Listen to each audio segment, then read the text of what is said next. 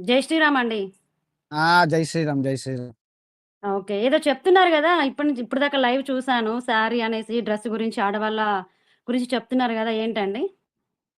అదే మన గరికపాటి నరసింహారావు గారు తెలుసు కదా!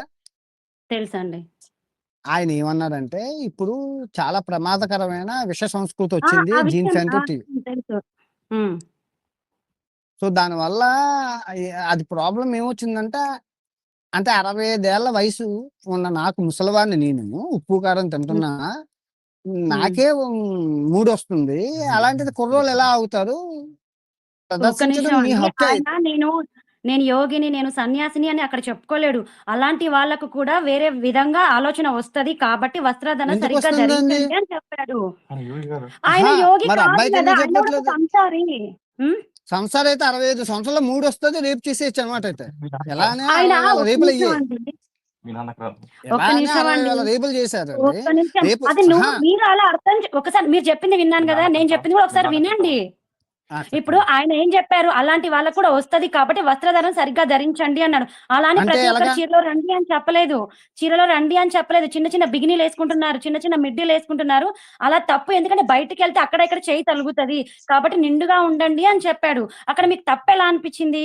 మీరు ఇంకోటి ఆయన పక్కన శివాజీ గురించి కూడా ఈయన పోన్లే, ఆయన పక్కన పెట్టండి అయితే. ఆయన పక్కన ఆ! పెట్టండి. అయితే ఇప్పుడు మన శివాజీ గారి సామాన్లు అదే నేను చెప్తాను వినండి. ఆయన సామాన్లు అన్నది ఒక్కటే మీరు పట్టుకుంటున్నారు గానీ, వస్త్రధారణ నిండుగా అదిగో. ధరించండి. మొన్న ఒక వైట్ డ్రెస్ ఏసుకొని ఒక హీరోయిన్ ఎళ్ళిందండి. ఆవిడ ఎన్ని ఇబ్బందులు పడ్డది. ఆవిడని దృష్టిలో పెట్టుకొని కామనే. శివాజీ గారు అలా అన్నారు. మరి ఇప్పుడు నేను ఇక బెహ్రీన్‌లోని నేనేమి అవయవాలు ఇది చూపించాను, నేనెంత ఇబ్బంది అది వేరే పడ్డాను. విషయం, వేరే. అలా అండి ఆ అది వేరే పాయింట్‌ని దేశం. పట్టుకొని మనది ఇక్కడ అది భారతదేశం అండి. అది భారతదేశమేనా? అక్కడ ఉన్న భారతీయులే కదా! ఈళ్ళంతా మగోళ్ళే మీ కదా! అమ్మ ఇప్పుడు నేను మగోడినే కరెక్టే కదా! అండి. మొన్న మీ అమ్మగారు తప్పది. కొలంబో గదా! ఆ, కంబడి మొన్న మీ అమ్మగారు కాంబోడియాకొచ్చారు. చీరలో ఉందనేసి అందరూ సెల్ఫీలు దిగారా లేదా? అది చీరకున్న గొప్పదనం. మరి ఎందుకు దిగారు? మరి మీరక్కడ సాంప్రదాయాన్ని మా బట్టి అమ్మకి అక్కడ తెలుసుగా. బట్టలేసి ఇప్పుడు అక్కడ ఇప్పుడు వేసేదుండే మా మీ అమ్మని అమ్మగారికి. మా అమ్మగారికి నేనెవరు చెప్పడానికి? అదే అంటున్నాను. మీరెవరు చెప్పడానికి మా అమ్మ కోసం? నేనదే చెప్తున్నా. ఆ అది చీర గొప్పతనం కాబట్టి మీ మీ అమ్మతోటి అక్కడ సెల్ఫీలు మీ దిగారు. గొప్పత మా అమ్మ కాదు. మీరు మళ్ళీ జాగ్రత్తగా మీరు వినండి. ఎన్నో దేశాలు మీరొక్క నిమిషం మనం అండి.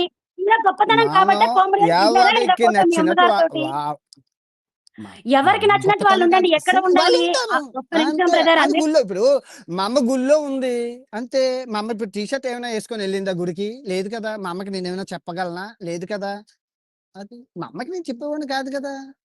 అలాగా మీ పిల్లల్ని మీరు కంట్రోల్‌లో పెట్టుకోండి. పయ్యోళ్ళ పిల్లల కోసం ఒక్క మీకెందుకు? నిమిషం. సరే మీరు చెప్పారు గదా! ఆగండి. ఇప్పుడు సమాజం కోసం సాంప్ర మీకెందుకు? ఇప్పుడు మీరు సమాజం మరి నీకెందుకు మాట్లాడాల్సి మాట్లాడుతున్నావు? మరి సమాజం నీకేమవసరం నే సమాజం గురించి? నేను ఇన్‌ఫ్లుయెన్సర్‌ని, మీరు సామాన్య మానవులు. నేను కూడా ఇన్‌ఫ్లుయెన్సరే. అందుకే మాట్లాడుతున్నాను. ఎవరు నాది కూడా చెప్పారు?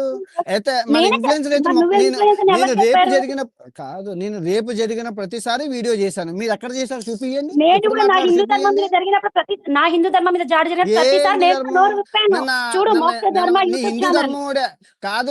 నీ హిందూ ధర్మం ఆయనే 8 ఏళ్ల అమ్మాయిని రేపు చేసేటప్పుడు మీ ధర్మము, నీ పెద్ద మనిషి, ఆ ముసలాయన మీరు ఎక్కడికెళ్లారు? నీకు ఎప్పుడు అక్కడికొచ్చి నేను మాట్లాడారు? హిందువుని అని చెప్పాడా? నీ దగ్గరికొచ్చి నేను హిందువుని అని చెప్పాడా? ఆయన మరి ఎంతో హిందువేనని మంది ముస్లిమ్స్ చెప్పాడుగా. రేప్ చేశారు. ఎంతో మంది ముస్లిమ్స్ రేప్ చేశారు. అంటే ముక్కలు ముక్కలు నరికి ఫ్రిడ్జ్‌లో ముస్లింలు పెడుతున్నారు. రేపులు మరి అప్పుడు నువ్వు నోరు చేస్తారు. తెరవవేంటి? ఏం చేస్తా అయితే అప్పుడు ఎండ్ నువ్వు ఆఫ్ ద నోరు డే విక్టిమ్. తెరవవేంటి?